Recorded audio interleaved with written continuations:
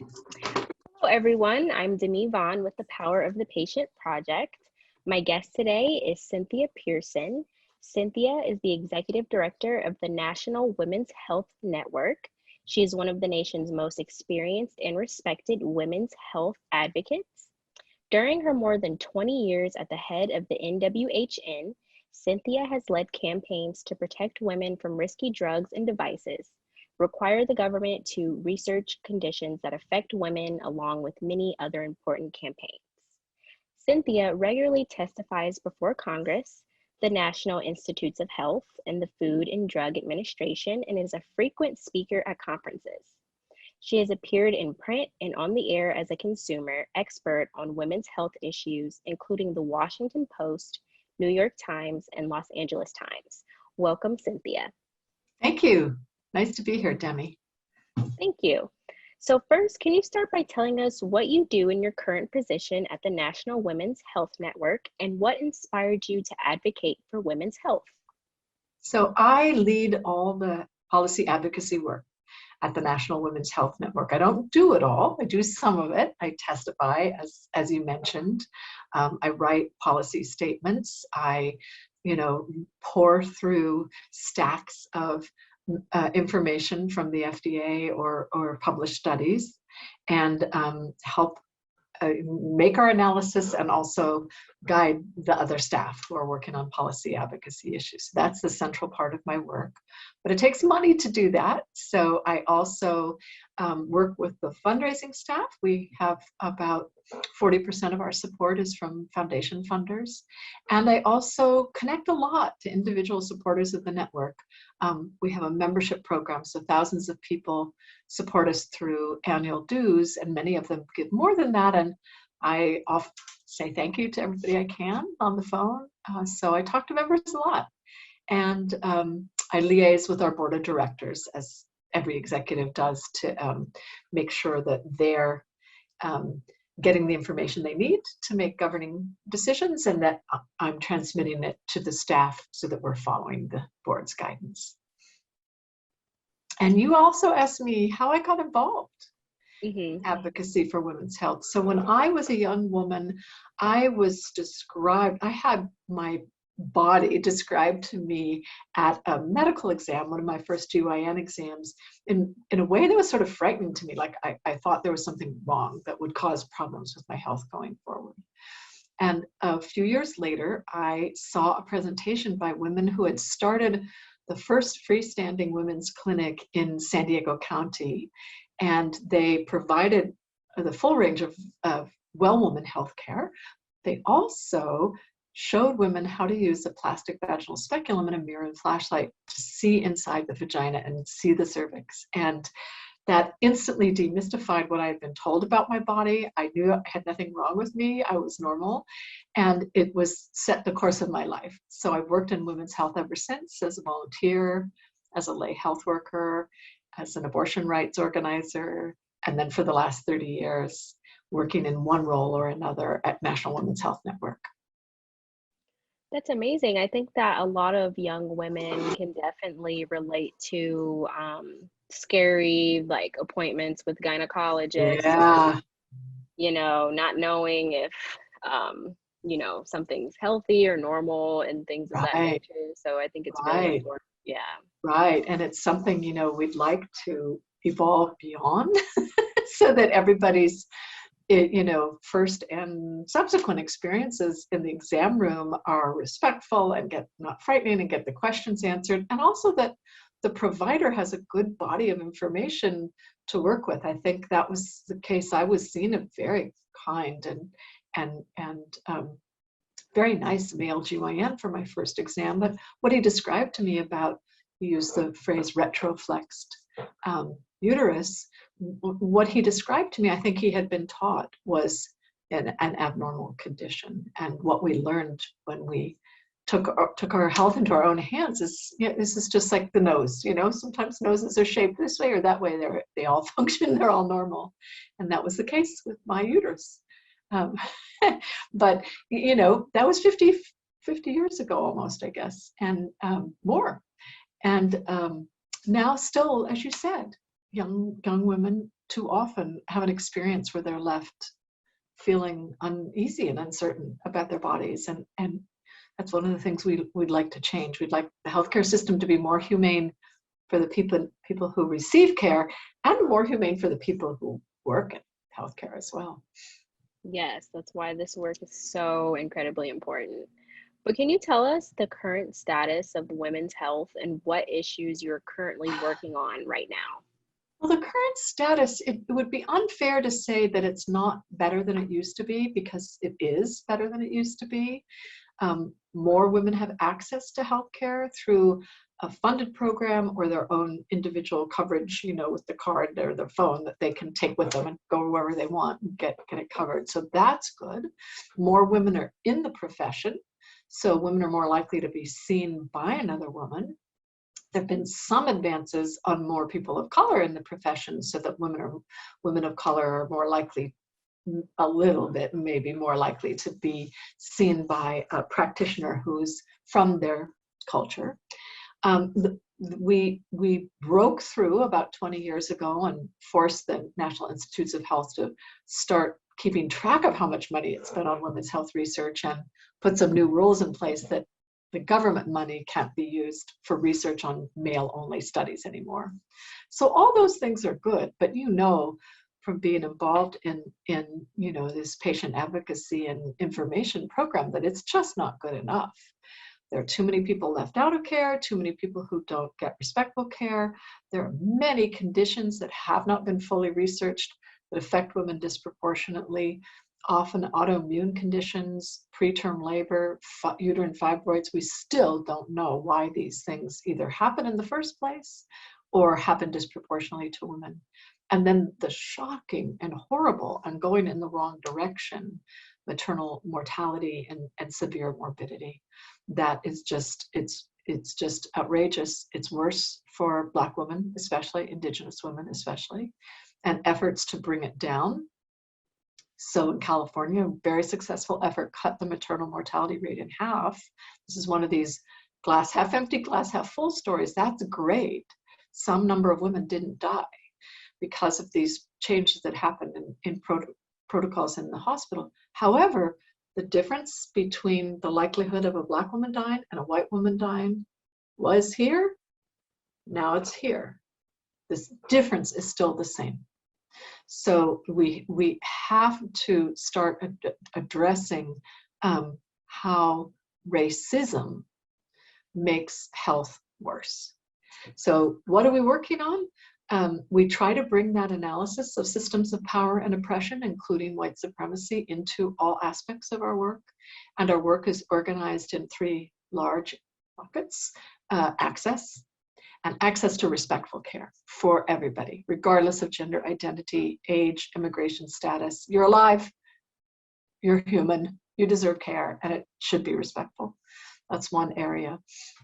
Another area is about sexual and reproductive health autonomy. So recognizing that all people are sexual beings to the extent that they want to be, and have the right to express that sexuality, and to have good information about sex and reproduction, and access to products that support their good health, so protect them against sexually transmitted infections, support their ability to choose when and if to get pregnant or stay pregnant and give birth, contraception, and products that are safe. So we've got a lot of very safe products on the market and many very effective products on the market. We don't have yet that sweet spot of really effective, totally safe, and protects against diseases too. So there's more that can be done, and that's one part of our advocacy in that realm. And then the third general area is what we call challenging dangerous drugs and devices. So we live in a capitalist system. It has so many advantages and good parts. We got vaccines in lightning speed in the middle of the worst pandemic in 100 years. And it has these distortions of only supporting research into patents that can products that can be patented and sold. And then there's market incentives to make every product possible a blockbuster. So too many products are on the market without honest advertising or descriptions of the pros and cons, the risks as well as the benefits, or being expanded to be, it's a great treatment for people with a serious condition, but it's been expanded out into being treatment for pre-disease. And then the balance of benefit and risk is really skewed. So that's our third bucket of work. So what would you say are some of the challenges you face while trying to advocate for women's health? Well, there are a couple. 50 years ago, which was the founding impetus for the National Women's Health Network, we're 47 years old, but 50 years ago, it was very difficult for any person without a medical degree to get information about their health. It was just, that was the culture. That was doctor knows best.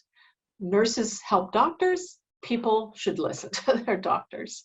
But that collided with the creation of oral contraceptives and the widespread use of a highly effective birth control by young, healthy women who started to experience the rare but real complications.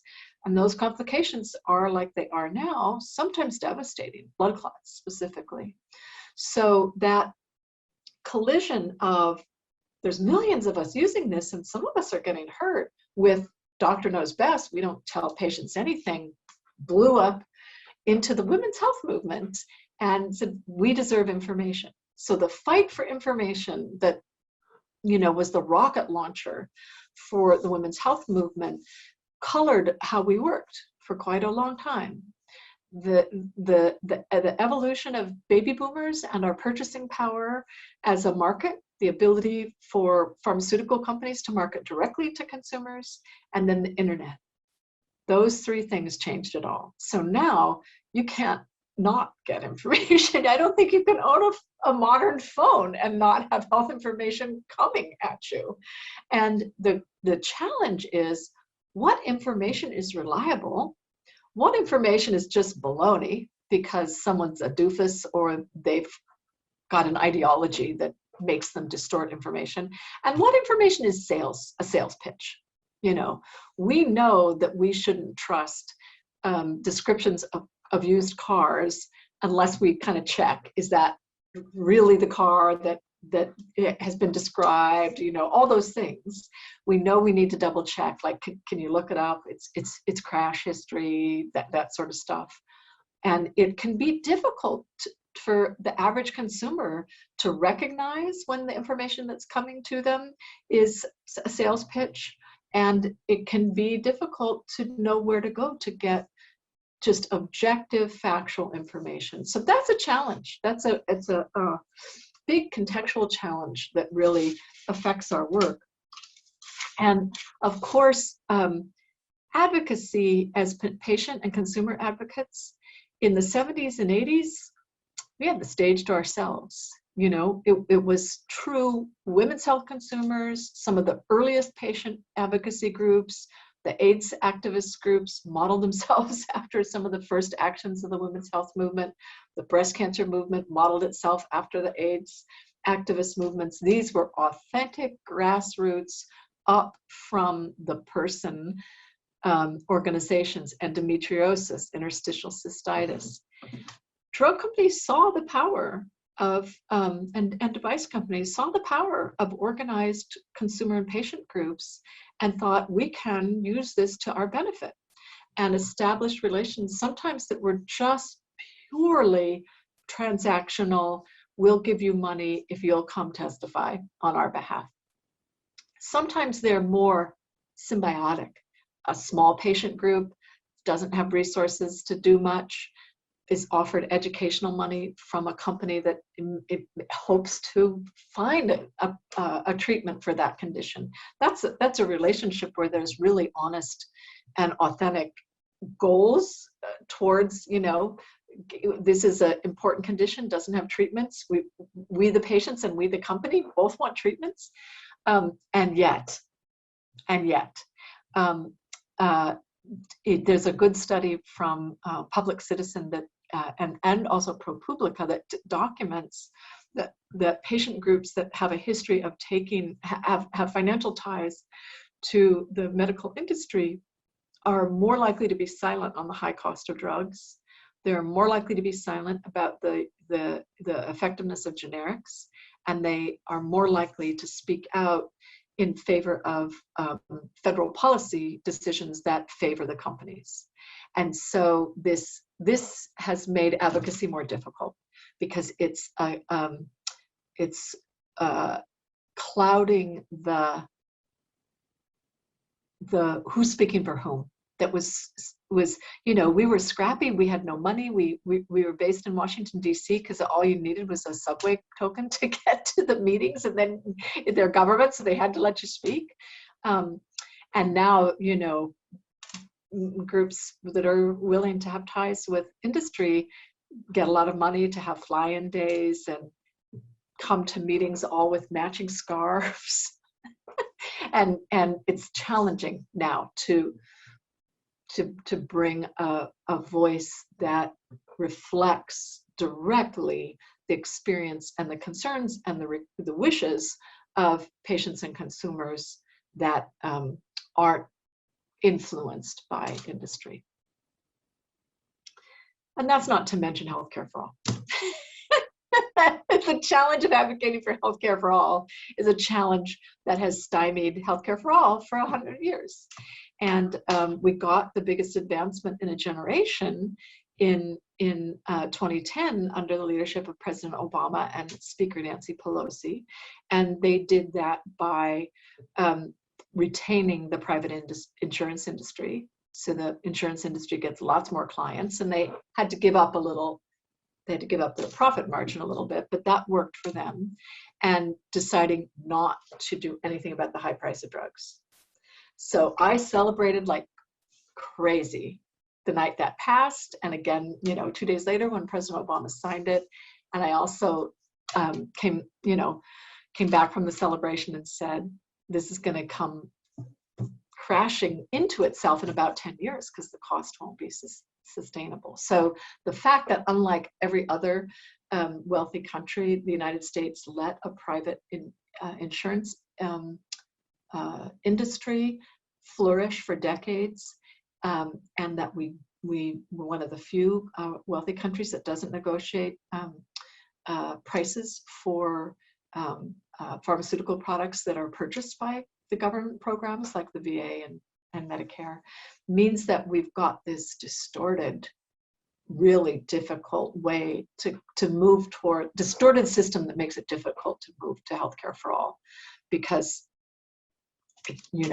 any way that's logical means a lot of people whose salaries flow from the illogic are going to be hurt, and that's a challenge. Yeah, that's super unfortunate. And I definitely understand what you're talking about when you were saying that it can be really hard being in healthcare and being an advocate when the internet is like so big, and you can just Google like a symptom that you're having, and then you may feel like, oh, I have this, but you might not really have that unless you actually speak to like a real doctor. So I definitely understand what you mean by that, because I'm guilty of doing that all the time. The thing is, we're curious about ourselves, and information's so easy to get. So there's that, am I getting accurate information? And then there's the sites that try to portray themselves as neutral, and they're like a little Q&A thing, and they're more likely than not to lead you to talk to your doctor about this condition. And when you dig really deep, a lot of those sites are funded by the manufacturer that has a product for that condition. So that's tough too. Mm-hmm. Well, finally, Cynthia, my last question for you is, so in your opinion, what will women's health look like in the near future?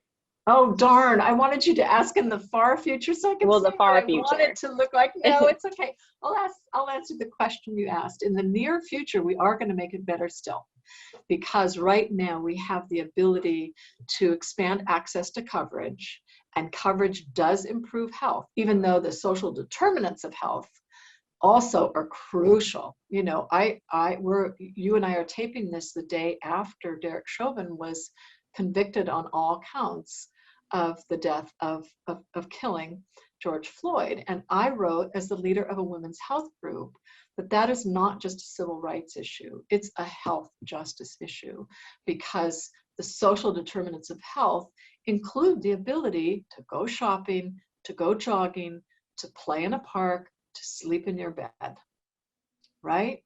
So we are consumer experts in health, and we work on health, and we talk about health, and we talk about the nitty-gritty of osteoporosis and sex drugs for women and contraception and menopause hot flashes.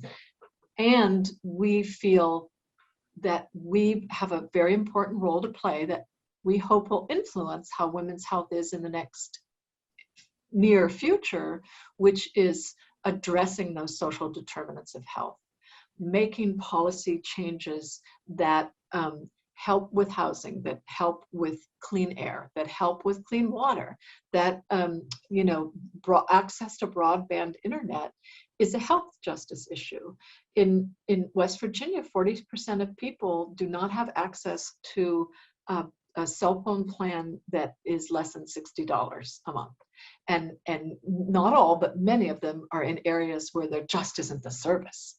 You know, a very rural, hilly state without good coverage. That's a health issue. How are those people getting telehealth during the pandemic? They're not, right?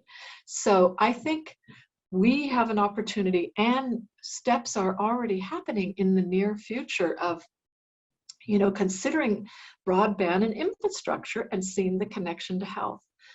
Expanding the subsidies for people who don't get insurance through their employer, or don't have that next job, or lost their job, that next job out of college, or lost their job, expanding the subsidies for them to get one of the Obamacare, Affordable Care Act health insurance plans. And, you know, these things will make a difference, getting oral health coverage into regular health plans and Medicaid in all states. That's something that I think can happen. Supporting the licensure, the acceptance of nurse practitioners for dentists. And they exist in a few states, like in Alaska and some of the rural parts of some of the Mountain West states. And they're dental practitioners, like nurse practitioners. You know, I would like to see, and this will take a little more than the near future, but more of us getting more of our healthcare visits from primary care practitioners who have time to talk, whose visits are paid for at the amount they're worth. They're not having to squeeze people in a rush, and that more so than now, that everyone who wants to can see a practitioner who looks like them, comes from their culture. And so those are, you know, and I can't not say, you know, access for everybody. Just, you're alive, you get healthcare. We need to get there. Yeah, and if you don't mind, like, you can also share your opinion on what you think that women's health will look like in the future. In the future, we're going to have some tech. We're definitely going to have some tech. I mean, we're already there now with people using period trackers now as, you know, fertility. Like, this is the time when I'd be most likely to get pregnant. And now, you know, this is the time to avoid, you know, exposure, avoid semen in the vagina, just would say, like an old health worker that I am. And, you know, that's just that's like a Model T car compared to an electric vehicle now, that first little app for health for our, you know, cycles. And so there'll be more tech and more, you know, because we have the protection against genetic discrimination, we can look at what we're learning through 23andMe. That's the consumer-friendly way to learn about, you know, and some of those websites, and the deeper knowledge, like that genetic knowledge, with the protections that we, you know, you cannot be discriminated against based on what we know. So I think there will be more, you know, have you got this allele or that allele? and let's give you this drug, but oh no, not if you have the other allele, even for the same condition. So a little more, at FDA they call it personalized medicine. But sadly, I think we'll still have cancer with us. I think that's a sad condition of aging. And the best we can hope for is for the cancer rate in the United States with its aging population to be as low as it is in some other countries that also have similarly old populations. That's another hope I have for women's health in the future. Less breast cancer, less ovarian cancer, less colon cancer. I think we're getting to less lung cancer already. But I think we can do those things. Yeah, well, that's awesome. Well, that was my final question for Okay. you. If you have anything else that you would like to add before we conclude the interview, you can do that right now. I will say that some of the most inspiring advances in knowledge and treatment came about years into something that was started sometimes by just one person who had an unfortunate experience of misdiagnosis, no effective treatment, doctors denying that there was anything wrong, and sometimes just one person, sometimes one person who found 5 other people, and they changed things. It's happened with endometriosis. I think it's happening right now with pelvic floor disorders. It's not all the way there yet, but it's on the right path with chronic fatigue syndrome. Those. So I guess what I'm saying is, in the setting of these videos, with the power of the patient, ideally we all want to use our power to make our own experience as happy and as health supporting as possible and as well informed as possible if we have a tough diagnosis. Right? So that is one way that power of a patient flows out. But sometimes there isn't a good treatment. The doctors are rotten. It just isn't what it should be. It isn't what you deserve. It isn't what you want for your loved one. And the power of the patient there doesn't make it better immediately, but sometimes it really can pay off 10, 20, 25 years later. So and that's not for everybody, right? Not everyone who has that experience decides they're going to make it a cause, and no one should try to if they don't have the urge. But for the people who have the urge, like, this is wrong, I'm going to make it a cause, go for it. You can make a difference. Great. Well, thank you so much, Cynthia. I really enjoyed our conversation. I feel like I learned a lot about women's health and the National Women's Health Network, and I appreciate you taking out your time to do the interview with us today. You're welcome, Demi. I really enjoyed talking with you today. Thank you so much, Cynthia.